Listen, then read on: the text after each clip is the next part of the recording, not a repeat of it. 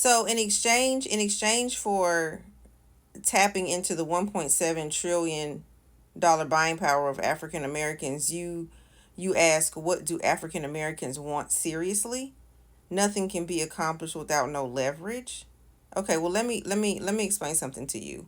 We do have leverage, okay?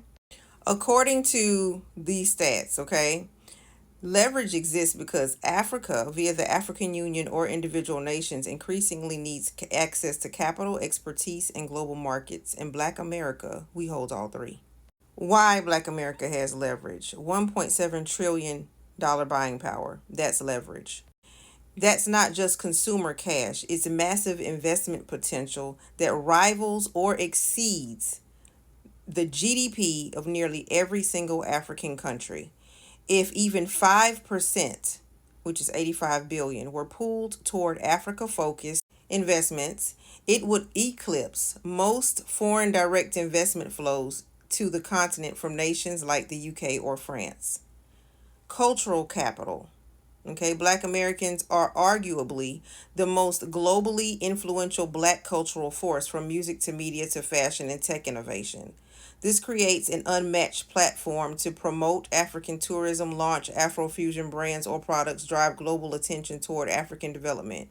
Diaspora identity. The African Union recognizes the diaspora as the sixth region, but it's mostly symbolic. Black Americans can insist that recognition becomes economic, not just emotional. This means citizenship or land rights, institutional partnerships, voting influence in diaspora engagement plans. African governments want alternatives to global independence. Many African countries are increasingly wary of debt traps from Chinese loans, predatory aid structures from the West, unequal trade terms from Europe. Black America represents a culturally aligned, non extractive alternative. Non extractive.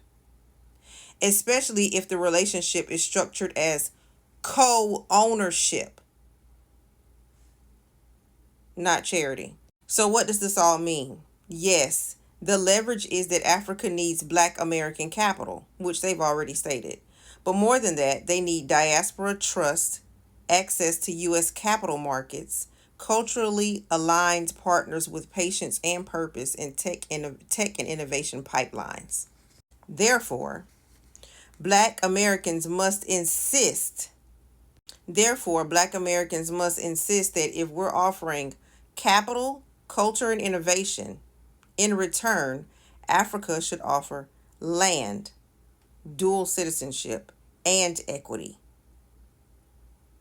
If Black America is offering business expertise, then in return, Africa should offer diaspora investment protection laws. If Black America is offering tourism and diaspora marketing, then Africa in return should offer ownership in infrastructure and assets. Yes, Black Americans need to own. If they're getting political support and lobbying from Black America, then Africa in return should offer AU level diaspora voting rights. So yes, the leverage is real, and it ties into the fact that Black America offers something no one else can: capital with cultural connection. But leverage only works if it's recognized and it's used deliberately and not emotionally. And you just happen to be talking to someone who's not really emotional when it comes down to business. I can laugh and kiki all day, but soon as the business hit the table, baby, it's business. It's not personal.